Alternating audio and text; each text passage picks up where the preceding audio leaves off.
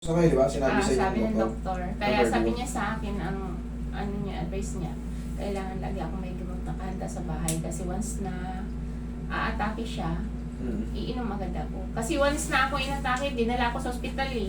Kasi grabe talaga. Grabe talaga. Tatlong araw akong higa lang. Actually, hindi lang minsan 3 araw, minsan 1 buwan pang ano.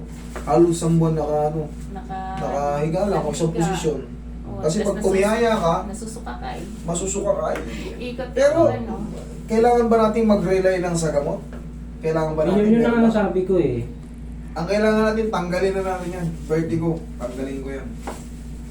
Huwag na tayong ano. Yung gamot, pain reliever lang yan eh. Pansamantala lang. Pero kung dyan na tayo nakasalalay palagoy, baka sumumpong. Ano. Tsaka syempre, hindi rin Huwag nyo nang kasahang sumumpong. Pagpaklasi, sisipahin ka ng vertigo na yan. Kaya natin yan, vertigo na yan.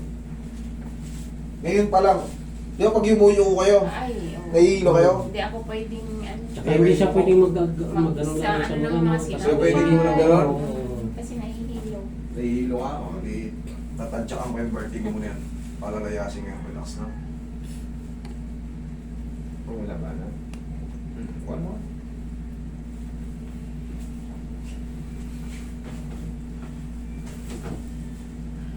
Si Roy laging nakapokus sa ano, tsaka si Master dyan lagi.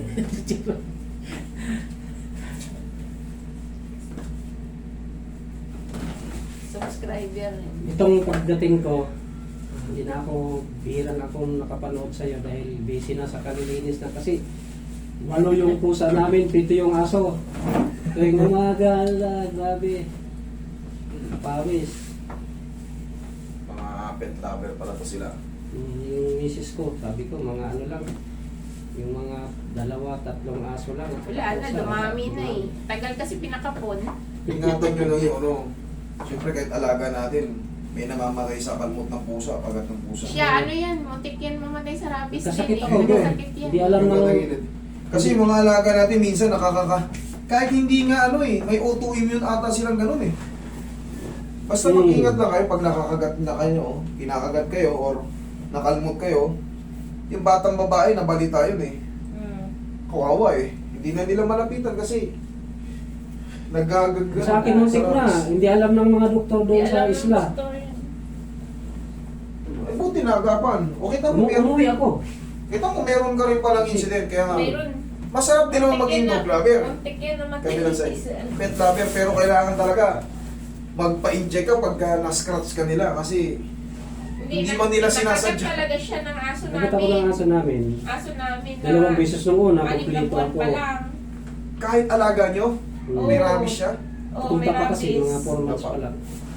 Kita mo? Ayan ha, para sa mga dog lover, pet lover.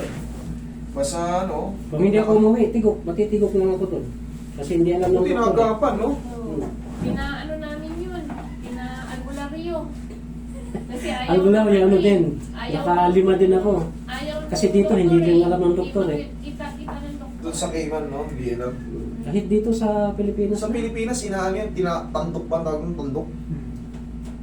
Sinisip-sip yung ano. Oo, yun ang ginawa ng ano. Ginawa. Ayun, Magkakamo. Sanra yung tawag sa amin sa Bisaya. O yun, yung iba naman tandok. Sa'yo, Sanra. Sanra. Pero siyempre, kailangan talagang careful ka sa mga alagang aso pagka Oo. nangangagat. Magpaturo ka na kagad ng ano. Kasi ano yun, nagpakain siya ng dental stick. Bibigay nga ako ng dental stick. May Nasabit ako, may kamay yung niya parang ng tong. ulo. Kasi yun yung mga aso. Yung iba, excited, you know? Diyan ka lang, ma'am. Diyan ka lang. Ha? Diyan ka lang dawan. Diyan ka lang. Yung ibang aso natutuwa, akala nila, good pa sila sa'yo. Yung pag. Kaso medyo mahal eh. Gastos. Gastos. Oo. Pagkain pa lang. Pagkain pa lang. Tapos yung shampoo. Karne. Ngayon hindi ko na binavitamins. Kasi magastos masyado. Relax na nga. Emil. Tapos obserbahan nyo ngayon siya. Oh, relax mo lang. Kung susumpong pa yan. Malakas naman daw sa tulog si ma'am. Ay, okay yun. Sila naman ang ano. Siya lang sabi ko, tulog ka ng tulog. Inantok ako eh. May tao. Ito na yung pinakamasarap sa Sarap lang to. Mabili tayo mamaya. Yung ibang mga taga US, Australia, pag pumupunta sila rito, nagbabao na yun kasi taon ang bibilangin bago umuwi. Ako din, ganun. Yearly. Iba Minsan box nga. ang binibili. Minsan Yun yung nga, pinaririgalo nila sa ano, sa mga amiyangigan nila ron. Kaysa magregalo ka ng mga tuyo, 1 kilo, daing 1 na yung kilo, eto, bigyan mo siya, oh, maghaplos ka. 100 plus lang, sulit na. Ilang buwan na nilang, ano yun, lalo yung mga may edad, tonto yan sila pagka, ano, ang haplas ang binigay mo. Palungarong ito, kailan ito ma-upload? Mamaying gabi, sir. Ubusin lang yan, ano, mga pasyente. Diba yung ano, schedule nyo, diba, pakahapon kayo. Pagka kasi pag puro tuhod lang, konting lower back pain, mabilis. Paa, kamay, mabibilis lang. Sabi ko nga sa asawa ko, magantay pa tayo nito. Sabi ko, alam mo ka, di na tayo maghintay kayo mag-inamaster. Kasi alauna nga. Buti, wala nga na. Alauna yung ano, schedule nyo. Ginawa ko ng ganun para hindi mahaba ang pila. Pag kasi sabay-sabay pa kumaga panghapon, nagkakanta puno-puno dyan.